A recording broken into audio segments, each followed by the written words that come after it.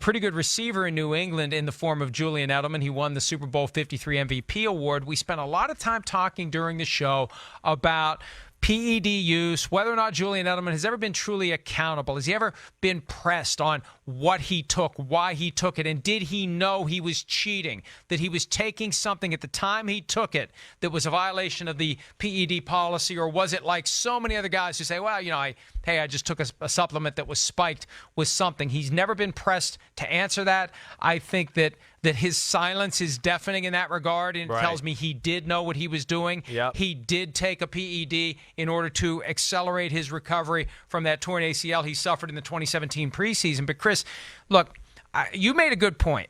Maybe the NFL and the NFLPA should negotiate a small range of injuries for which certain types of PEDs are permissible to allow that recovery process to happen faster so the guys can get back on the field. Right? They take all sorts of other crap that isn't a PED to get back on the field, prescription painkillers, etc. Right. Maybe there are some things, small category, narrow range of things a guy can take. Okay, fine. Negotiate that. How about show that you give a crap about cheating, though, and at the same time you're negotiating that, let's make the punishment more stringent for a guy who does test positive. And how about this? Do what baseball does. You get 4 games, and you don't get to play in the playoffs. Right. That's something you've said several times as it relates to Julian Edelman. Maybe that's what the punishment should be. And without that kind of a punishment, is it a surprise that people don't care about PED use? More than 50% in the poll question that we posted today don't care. It doesn't seem like the NFL cares. No. It seems like it's just checking a box. It's not nearly the punishment that it should be for cheating the game, cheating the sport, taking a substance that artificially makes you bigger, faster, stronger than you otherwise would be. Yeah, right. Well, and the Julian Edelman case is certainly not going to scare anybody away from doing it. Oh, what? Oh, I can take it. I lose 4 games and then be celebrated after the season. Oh, great playoff run. You win the Super Bowl MVP, and just everybody celebrates him. And there was talk there. Remember the Super Bowl week? Is Julian Edelman a Hall of Famer? And I was like, my brain was blowing up. I mean, whoa. And again, I don't know to what extent did he take it to get healthy? Was he taking this for performance levels? I don't know all of that. I want to think he was taking it to be healthy, but regardless, at the end of the day, like you're saying, he cheated. These are the rules they are right now, and it's unfair to the other people who did it the right way to try to heal from injuries, or if he was trying to get better, it's unfair to the players who are doing it the right way too, and just going out there and drinking protein shakes and working hard and doing it that way too, to where I go, you're cheating a lot of people along as well as that. But I am shocked that people don't care as much as they do. I know it really bothers me. But to what you said first too, Mike, I agree. I just think, hopefully we can find a way. The suspension of the playoff thing, I think, should happen. You got to hit these players harder. You either got to hit them harder with a playoff suspension or some more games, or you got to make what you tested positive for in the PED scale. You need to make it public to give players the fear of embarrassment, right? I think that would certainly stop some players to go, oh, I can't use I accidentally took something from GNC that I didn't know about. Yeah, sure. Go kiss my butt with those excuses. I'm so sick of that crap. But I do want to find a fine line there for torn ACL, torn Achilles, torn patella tendon.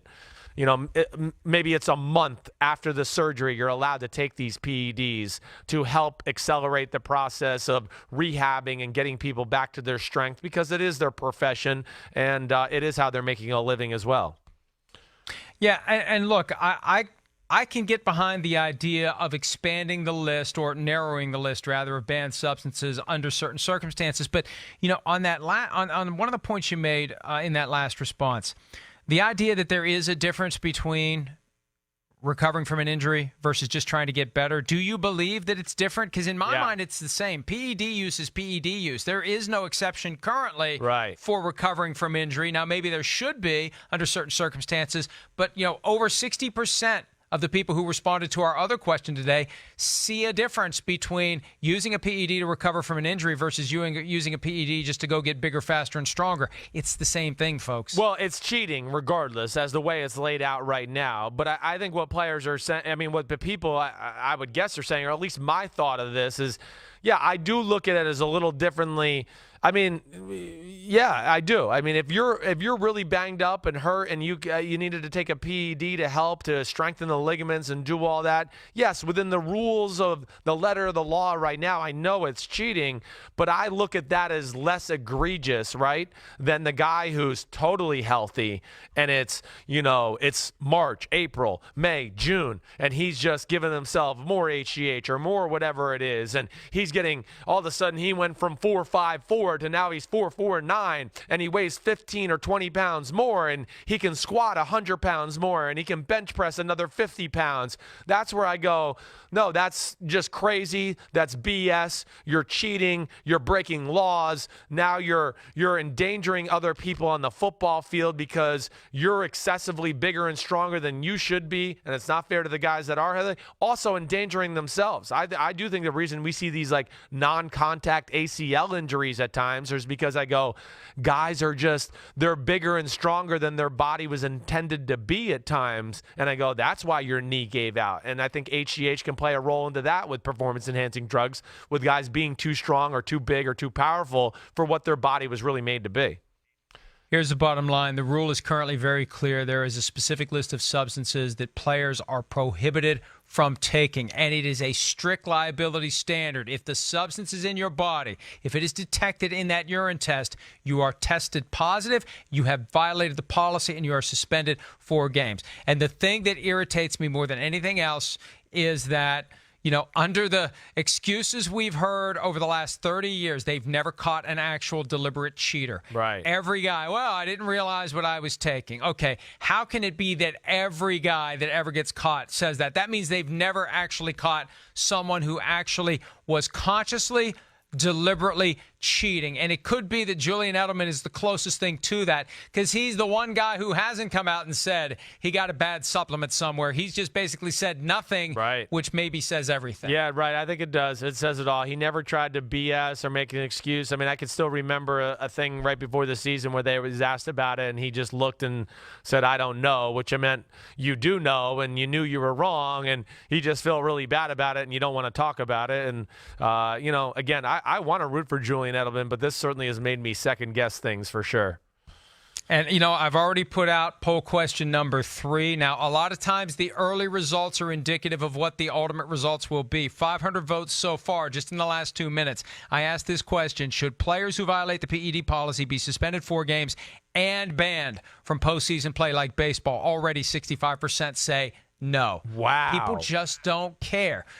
Chris, I think the fans, it's baked in. The idea that there's no way that football players are that big, that strong, that fast, come back from injuries that quickly unless there's pharmaceutical enhancement, and we're just okay with it. For as okay as we aren't with it in baseball, we are okay with it in football. Yeah, I know. And again, this is the big, I know we talked about this on the show. How many guys do we really feel like are doing in the NFL? And I seem to be a little naive and low when I talk to people. I always go, maybe, 5, 6, 7 guys on a team. I know you think it's more. I know there's a lot of ex-players that I talk about that I think are more. And I think, to your point where the general public goes, oh, man, how could they be this big and strong? I don't know. Maybe I'm different too, but I grew up around it. I played, football at the University of Texas. A lot of these times, these guys that I see are big and strong. You know why they're big and strong? Do you know why they're big and strong? Oh, thank you. Why? Are you listening or are you texting? I didn't know you were waiting for. No, I didn't know. I thought you. That's how normal human conversation works. Hey, do you know why I did that? I'll tell you why. Yeah. Tell me. I didn't know that you were expecting dialogue there. Why? Thank you. Such good dialogue right there. Because their parents are giant humans too. That's the one thing I don't think gets glossed over. You've watched the NFL draft before, okay? I mean, gosh, I see moms and dads on the carpet sometimes, and I go, whoa. Mom might be able to play middle linebacker and dad might be able to play defensive end. And I'm not trying to say that to be disrespectful, but, that's why the son is a giant human being and a physical freak, because his parents are too. But I don't know what to think with this whole thing. It's tough. I got one last point to make. I don't think you're naive regarding the extent to which PEDs were used. Yeah. I think the locker room generally, and I mean this as a compliment. Yeah. Unless it comes out as an insult, but I'll still say I mean it as a compliment. I think they pegged you as a guy who was not going to participate and was not going to condone. And if you saw something, you were going to say something. Not that you were going to be a snitch per se, right? But I think they could read that you were a guy that wasn't going to mess with it, and you weren't going to be happy about it if anybody was doing it. So hey, we got to keep this away. We can't let Chris know we're doing this. I think they figured out they were going to have a real problem if you knew what was going on. I don't deny that, Mike. I'd have been the guy that in the locker room that probably I did. I mean, I would speak out about these type of matters and being like, that's BS. If I heard about I'm shocked. Yeah, you know me. I'm shocked to know that. There's a reason Brandon Stokely called me the SHI stirrer. He used to call me that. He goes, oh gosh, here comes the stir. He's coming into the locker room because he knew I was going to stir up some good conversation.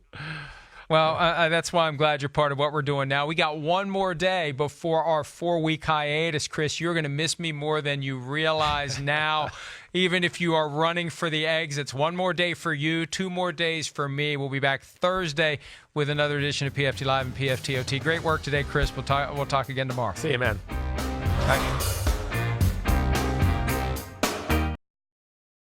Hi, I'm Mike Tirico, and thanks for watching. Make sure to hit subscribe for the latest news and highlights from NBC Sports.